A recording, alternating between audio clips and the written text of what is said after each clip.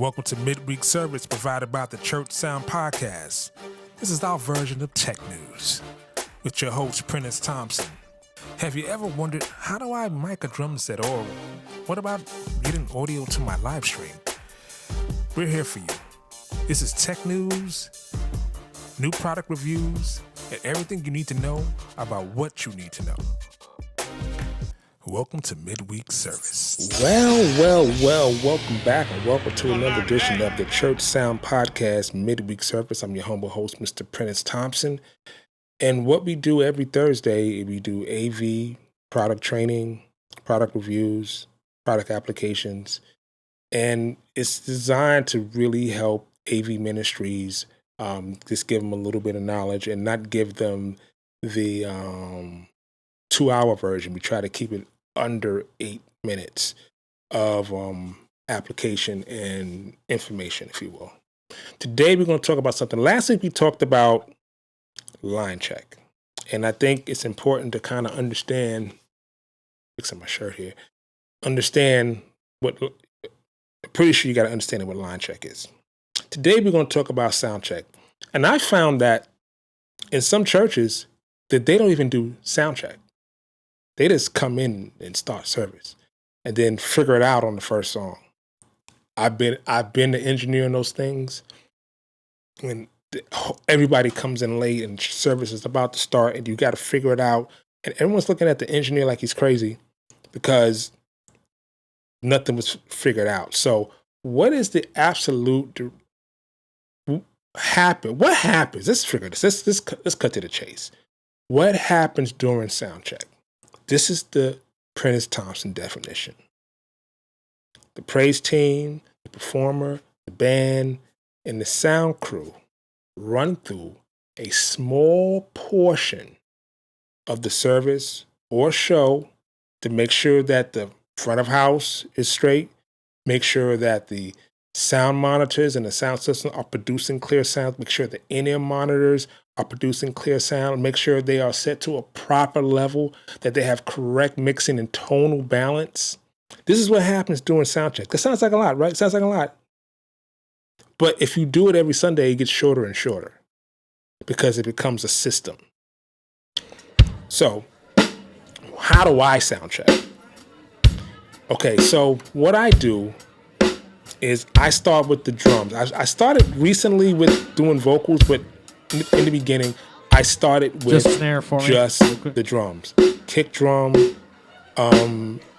snare, go through the toms, go through the overhead, go through the cymbals, the hat, make sure everything's right, make sure it feels good. And the reason why I do that is because if you have different drummers, drummers play different. They strike at different velocity. Some guys are whackers. Some guys are wrist guys. Some guys really bang hard. Some guys have a really heavy foot. Some players have a light foot, so you have to compensate for that. And then it also depends on the song they're playing. Secondly, then I go to the bass. The bass, I figure out the type of bass. Could be 4-string, could be a 5-string, could be a 6-string, could be a 7-string bass. Who knows? Where, instead of being on that E, they're on the B. Those of my musicians know what I'm talking about. It's a lower tone.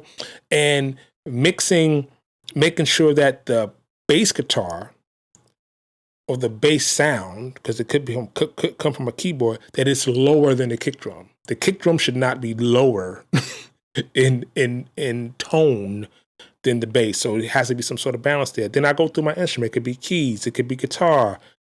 It could be if they're depending on the song they're playing. I try to go through the songs that they're playing, and to get it comfortable. And I get the singers on. And I go through the singers one by one.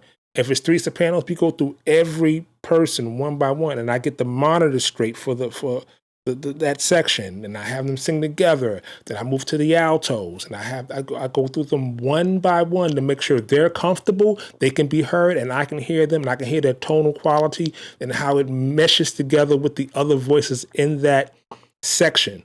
Then I do the same thing with the tenors. Go through every one, make sure I know and realize the tonal quality of each singer. Then I know. Then I find out who's singing lead, so I know where to put them on the mix. Do I put it in the group? Do I put these persons as solos so I can grab them all when I need to? So that's very, very important. And then understanding the song. So it's very important to do sound check. This is where you figure everything out. So I'm gonna give you a few tips on how musicians and when I say musicians, I mean singers as well, can help the engineer. Number one, leave your problems at home. Please leave your problems at home, and that we're here to get it done and to work and to minister, right? The biggest secret to success is punctuality, being on time. So be on time. When you get there, be ready to work. Keep order and keep silent. So meaning that if I'm talking to the sopranos, then the tenors and the altos should not be having a conversation, nor should the musician be having a conversation, because we're all trying to figure this out, right? Suitable material for the man on the desk, meaning that I need to know what you're doing. Number 5, I need to keep eye contact so we can read each other, because sometimes I can change things just from looking at you. Avoid feedback loops. What does that mean? Don't step in front of don't move the mic in front of a hot wedge. Don't grab the mic and go into the audience and stand in front of a speaker and then look at the engineer like, how come I got feedback? Right? Give concise instructions, meaning that if you have an issue that you want the engineer to solve, let's not talk about the emotions of it. Let's talk about what we're doing, what I need to do. I've worked with many musicians, and some people just have a problem being direct. You have to be direct because everything needs to happen like that. So if you need more in your wedge, say, I need more of this in my wedge. Don't give me the reasons why. I don't need to know the reasons why. I need to know what you want. That's all I need. I don't need discussion. We can talk about all that stuff later. But at this moment, I need you to give me concise instructions. And this is number 8. This is the last one. Sound check is not rehearsal. I'm going to say that again. Because many times I've been at churches and they just want to rehearse. It's just not rehearsal. Rehearse happens during the week. It doesn't happen on Sunday. This is a reprise. This is a little taste so I can understand what you're doing. All right. So hopefully this is helpful. Hopefully that you guys are now starting to schedule sound check after line check. You should be doing line check, engineers and my tech people. But sound check is imperative. It's very important to making sure that we can all minister at the highest possible level. I hope this has been helpful. I hope you've learned from this. Before you leave, make sure you subscribe, like, share, comment. And we do this every Thursday, Church Sound Podcast, midweek service, which are yours truly, Mr. Prentiss Thompson. And like I always say, I'm going to say it again. You know what I say. I'll see you in the Matrix.